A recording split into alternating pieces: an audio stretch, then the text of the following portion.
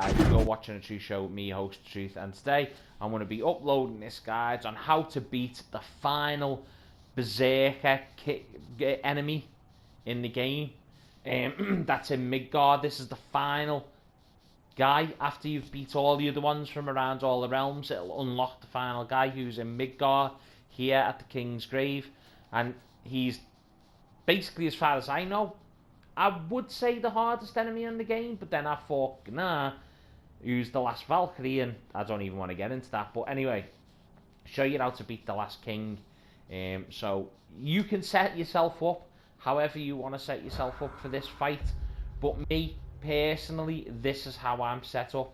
So there's the grip I'm using. I'm using the grip of Darkdale, Scardy's Edge, and Breath of Tharmor for my runic attacks on my Leviathan axe. My Blade of Chaos, I'm using the Hardened War Handles, Rampage of the Furies Light, and Meteoric Slam Heavy. I'm using Breath of Tharmor on the Leviathan axe because it's an area of effect attack. The same with Meteoric Slam, it's an area of effect attack that come in really handy. And the Drapnor Spear, I'm using the Hinds of the Four Winds hilt, Mountain Splitter, which is a good one to force enemies away from you, and Artillery of the Ancients, which again seems to be a bit of an area of effect attack, but you can throw it quite a distance and hit enemies quite far away. My shield, I'm using the Shatterstar Shield. Now, the only reason I use the Shatterstar Shield is when you double tap L1, instead of you needing to be right next to the enemy to hit him in the stun, you can actually be a little bit away and it'll still hit because it fires out a little energy pulse from the shield. So as far as I'm concerned, this is the one you want to use, because the enemy who you're going to be fighting, the final Berserker King, he's going to use a attack with the double blue circles, which is like the stun attack where you can go in and stun him. And he's going to get quite far away from you, and you're not going to be able to run right up to him to stun him off. So it's good having this shield is a must as far as I'm concerned. I am on Fury with my Spartan Rage, and the relic, use whatever relic you want. This is the relic I've unlocked for beating the boss, so don't worry about that. But the relic I did use while I was fighting was that, the Hilt of Forcebander. That's the one I was using. Fight. Let's take a look at Freya. So this is how I've got Freya set up. I'm having her use Mardol, which is her Bifrost sword, and her runic summon is the Queen's Roar. Now you do have to fight and beat Gunnar, which is the new Valkyrie Queen, in order to unlock this. If you haven't done that and you're now getting into this fight, then I would say use Steel Harmony, as it's a heavy stun attack.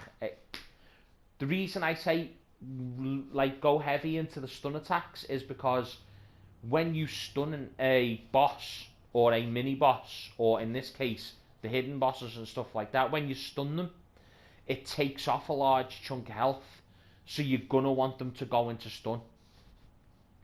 So use that one, and that's how I'm set up for the fight, and I'll show you how to do the fight and I'll talk you through it. So here we go, guys. Basically this fight's going to be a fight of attrition. You're going to want to dodge and attack and dodge and attack. Don't get too quick to go in for the attacks, because he will dupe you sometimes. Now right here, that's why the Shatterstar Shield's good. As you'll see, I didn't get close to him, but I was still able to stun him. That's what the Shatterstar Shield's good for. Obviously, I would suggest, as you can see, like I'm doing, using the spear, because it's got a high stun on it.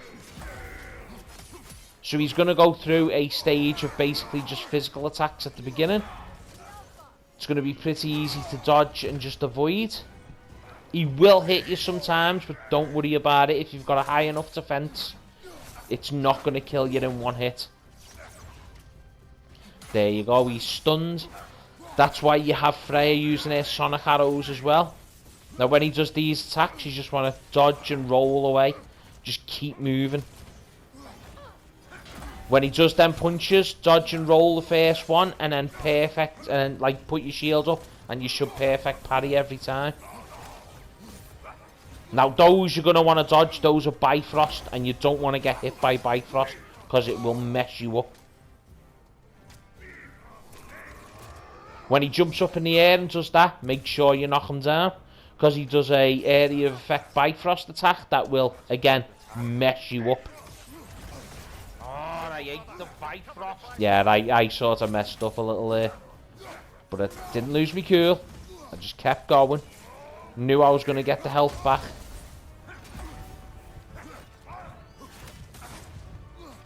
Again, he's in stun again. And that's him at half health. Now, once you get him down to half health, he'll do different stages like this, where he'll get a elemental shield over his health. Don't worry about it, don't panic, just carry on fighting the way you have and switch to the appropriate weapon to knock the shield off, and then just carry on. Now, I used my first Fury here, but simply because I'm low health and I want to gain a little bit of health. But as you'll see, the thing with Fury, you'll get really high stun damage. It's not doing a lot of health damage, but you'll get high stun damage, so that's what it's good for. Stunned again, so I'm going straight in, hitting him down. Right, now he's going to start using more magic attacks, so again, when you see them coming, just roll, dodge out of the way. Again, roll the first one, parry the second one. Just roll out of the way of those. If you get the timing right on most, you'll be able to basically parry most of his attacks. Again, Shatterstar Shield to the rescue.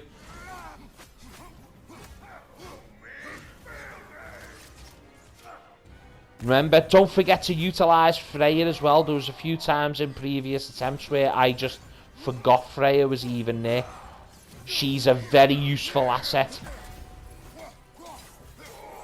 Again, as you see, he's got another element. Now, when he does them, all you want to do is just get the hell out of there, roll away quick.